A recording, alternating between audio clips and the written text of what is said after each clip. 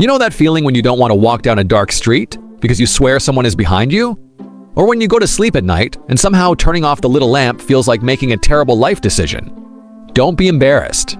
That fear of the dark might not mean you are weak or childish or dramatic. It may be something much older than you. Something carved into your ancestors' instincts millions of years ago, back when darkness was not just darkness. Darkness was a warning. Because around 3 million years ago, in Africa, once the sun went down, there was a killer out there that could literally come to collect your ancestor's head. Welcome back. I'm Marshall Dog, and today we are going all the way back to prehistoric Africa to tear open one of the bloodiest pages in the story of human evolution. We are going to meet the Midnight Reaper that almost strangled humanity in its cradle, Dinophilus, also known as one of the most terrifying false saber-toothed cats to ever stalk the ancient world. Let's start with the stats. Dinophilus could weigh around 150 kilograms and reach about 2 meters in body length. It had 2 terrifying upper canine teeth, and at first glance it looked a little like a saber-toothed cat, but the design philosophy was completely different. The famous saber-toothed cats had those long, dramatic, blade-like fangs.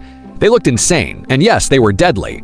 But because the teeth were so long and relatively thin, biting straight into hard bone was risky. Push them the wrong way, and those beautiful murder knives could snap. Dinophilus went in another direction. Its canines were shorter, thicker, stronger, and built like custom-made killing tools. They were flattened, reinforced, and brutally practical, almost as if they had evolved for one very specific purpose: to punch through something hard. And what exactly was that something? A cave in South Africa gave us an answer that is honestly enough to make your scalp crawl. The place is called Swartkrans. In the middle of the 20th century, paleontologists working there uncovered large numbers of fossils belonging to Australopithecines and Paranthropus, early relatives on the human family tree. At first, this must have looked exciting, even comforting. Maybe they had found an ancient home, a place where early humans gathered, lived, rested, and somehow survived together.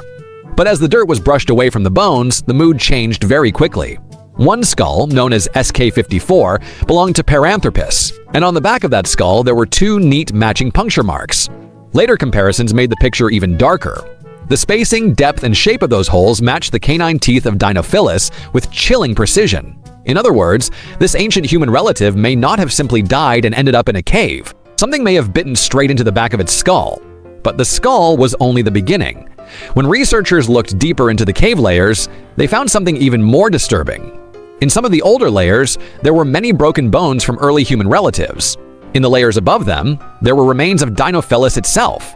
So this place was probably not some cozy little prehistoric campsite. It may have been a hunting ground, a feeding spot, or a place that these predators returned to again and again over a very long stretch of time. Now imagine one night, 3 million years ago. Your ancestor is curled up on a tree branch, trying to sleep. The forest is dark, the insects are screaming. The air is warm, wet, and heavy, and somewhere below, something moves without making a sound. A Dinophilus climbs up through the branches, slow and silent. It reaches your ancestor before there is even time to react. One powerful forelimb pins the body down, and then those thick canine teeth drive into the back of the skull. No heroic fight, no dramatic escape, just one sudden attack in the dark, and then the body is dragged away into the cave. But here comes the truly creepy twist. Was Dinophilus actually hunting humans on purpose? Was it some kind of prehistoric serial killer with a personal grudge against our family tree? Probably not. Modern scientists have used stable carbon isotope analysis to study the diet of Dinophilus, and the results suggest that its main prey was not early humans. Its menu was dominated by animals like antelope and ancient zebra-like grazers. Primates were only a small part of the picture, which somehow makes it even worse, because that means Dinophilus was not necessarily going out at night thinking, "Ah, yes, time to erase humanity." It may have just been walking around after dinner, passing by a tree, noticing your ancestor sitting there like a badly hidden snack, and casually deciding to open a skylight in the back of his skull.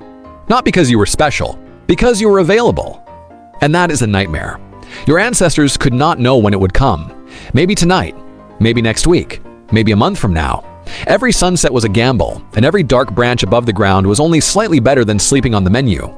Night was not peaceful. Night had teeth. But nature has a very cruel sense of humor, because even the most terrifying predator can be knocked off its throne when the world changes. As the Pleistocene approached, Earth's climate began to shift. In parts of Africa, rainfall dropped, forests thinned out, dense cover disappeared, and huge open grasslands began to spread across the landscape. And Dinofelis had a problem. It had spent an enormous amount of evolutionary time becoming a perfect ambush killer. It was built for cover, shadows, trees, and surprise. Then one day, the hiding places started vanishing. Imagine putting all your skill points into jungle assassination, and then waking up to find that the jungle has been deleted from the server. Now it is just open grassland in every direction. Its powerful forelimbs, which were perfect for grabbing and holding struggling prey, became less useful in the open. Out there, the game was different. You had to chase animals across wide spaces, and Dinofelis was not built to outrun antelope that moved like they had prehistoric suspension systems installed in their legs. But the worst part was not just losing the forest. The worst part was that the little snacks were leveling up. Those fragile, nervous, wide-eyed human ancestors were starting to change the rules. They learned to use tools, they learned to cooperate, and eventually they learned to control fire. In later layers associated with early human activity, researchers found burned bones, showing that by around 1.2 million years ago, fire was becoming part of the human story. And once fire enters the story, everything changes. Picture another night in ancient Africa. A hungry Dinofelis creeps toward a group of early humans, expecting the usual terrified prey. But this time, it does not find helpless bodies curled up in the dark. It finds eyes reflecting firelight. It finds upright humans holding burning branches and sharpened wooden spears. It finds a circle of heat, smoke, and noise. For an ambush predator, this is a nightmare.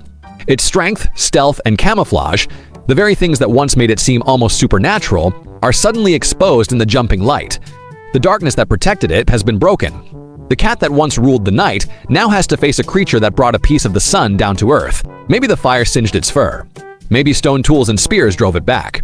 Maybe, for the first time, Dinofelis realized that the small, upright animals were no longer just prey.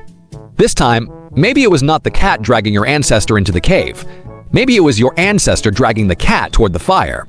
The top predator that had fed on early humans for countless generations was trapped between two disasters.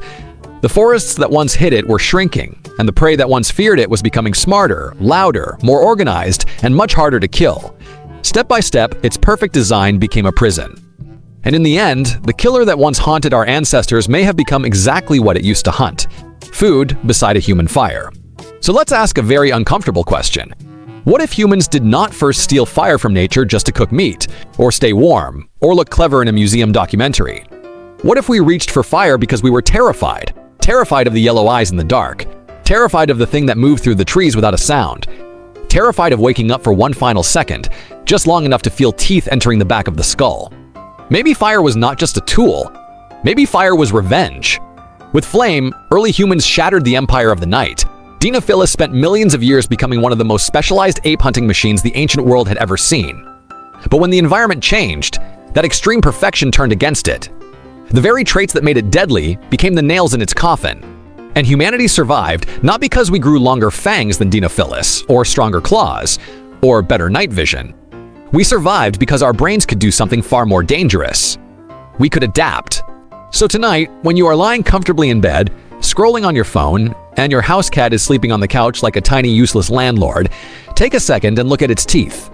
Because 3 million years ago, on a night just like this, one of its distant relatives may have been using teeth with a very similar idea behind them to punch straight through your ancestor's skull.